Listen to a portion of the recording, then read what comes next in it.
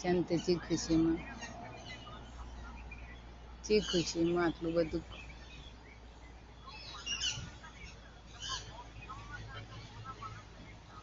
હું ચો બોલું છું બેટા, હું તો એમ કહું છું કે 2 જણા લડવા માટે.